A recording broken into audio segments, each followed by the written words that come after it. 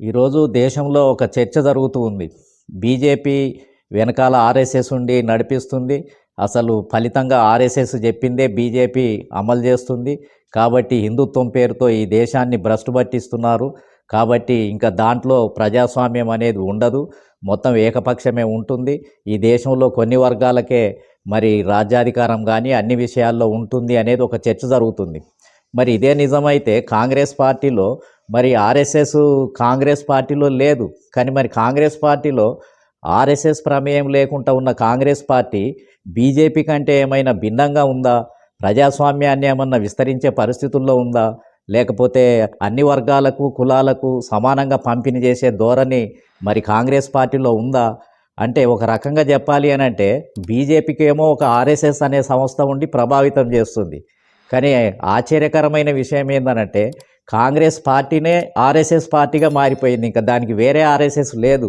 కాంగ్రెస్ పార్టీనే ఆర్ఎస్ఎస్ అదే, కాంగ్రెస్ పార్టీ కూడా అదే. తెలంగాణ ప్రాంతంలోనైతే ఆర్ఎస్ఎస్ అని అంటే రెడ్డి స్వయం సేవక్ సంఘ్.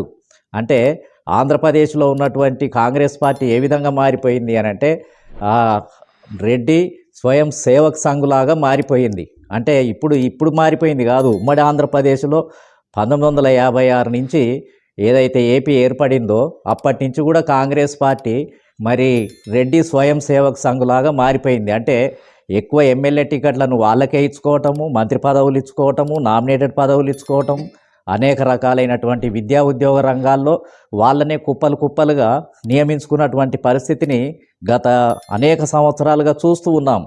అంటే కాంగ్రెస్ పార్టీనే ఒక ఆర్ఎస్ఎస్ అంటే రెడ్డి స్వయం సేవక్ సంఘ్ లాగా మారిపోయింది. ఇంకా దాంట్లో వేరే ఆర్ఎస్ఎస్ వేరే వర్గం ఉండి దాన్ని నడిపించేది ఏమీ లేదు.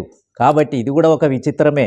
అంటే కాంగ్రెస్ పార్టీ ఒక డెమోక్రటిక్గా ఉండి అదేవిధంగా అన్ని వర్గాలకు అన్ని కులాలకు ప్రాతినిధ్యం ఇవ్వాల్సింది పోయి వన్ సైడెడ్గా అది మొత్తం ఏందనంటే ఈ మొత్తం రాజకీయాలనే మొత్తం ఒక కుచించుకొని పోయేటట్టుగా, అంటే ఒక సంకుచిత భావానికి వెళ్ళిపోయి మిగతా వర్గాలకు అసలు ఏమాత్రం కూడా అవకాశాలు ఇవ్వకుండా ఒకే వర్గం యొక్క ప్రయోజనాలను కాపాడే పార్టీగా మారిపోయింది. మరి ఇలాంటప్పుడు కూడా ఏం ఉపయోగం ఉంది?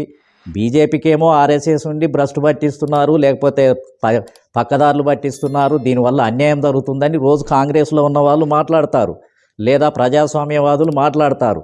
మరి కాంగ్రెస్ పార్టీ సెక్యులర్ పార్టీగా ఉండి లేకపోతే డెమోక్రట్ పార్టీ అని చెప్పి ఒక రెడ్డి స్వయం సేవక్ సంఘ్ అంటే రెడ్ల కోసమే ఎక్కువ టికెట్లు ఇచ్చే పార్టీగా, రెడ్లకే అధికారాన్ని కట్టబెట్టే పార్టీగా మారిపోతే మరి దానివల్ల కూడా ఏం ఉపయోగం ఉంది?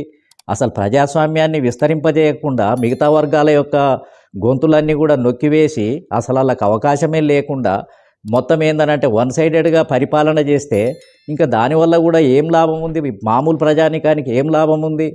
కాబట్టి ఇది ఇంకో పేరుతోటి అంటే ప్రజాస్వామ్యం ముసుగులో ప్రజాస్వామ్యం పేరుతో వాళ్ళు ఈ ఆర్ఎస్ఎస్ కంటే కూడా ప్రమాదకరంగా ఏకపక్షంగా ఒక రాజకీయ కేంద్రీకరణతోటి ఈ కాంగ్రెస్ పార్టీ నడుస్తుంది. కేంద్రంలోనేమో అగ్రకులాల స్వయం సేవక్ సంఘ్లాగా, రాష్ట్రాలలోనేమో రెడ్డి స్వయం సేవక్ సంఘ్లాగా, అదేవిధంగా బీఆర్ఎస్ అయితేనేమో వెలమ స్వయం సేవక్ సంఘ్లాగా పనిచేస్తున్నాయి.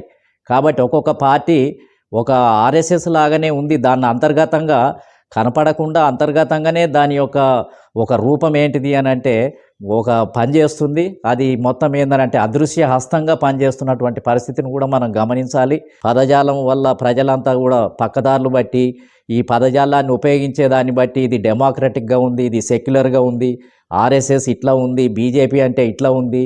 ఏ పార్టీలో ఉన్నా అగ్రకులాల ప్రయోజనాల కోసమే పనిచేస్తున్నటువంటి పరిస్థితి స్పష్టంగా కనిపిస్తుంది. మరి నిజంగా ఈ ఆర్ఎస్ఎస్ అదేవిధంగా వీటి మధ్యలో ఉన్నటువంటి తేడాను కూడా ప్రజలు తెలుసుకోవాల్సినటువంటి అవసరం ఉంది. ప్రజలు వాస్తవాలను కనిపెట్టి తమ యొక్క మరి విధి విధానాలతోటి ముందుకు వెళ్ళాల్సినటువంటి అవసరం ఉంది అనేది మరి నేను అభిప్రాయపడుతున్నాను.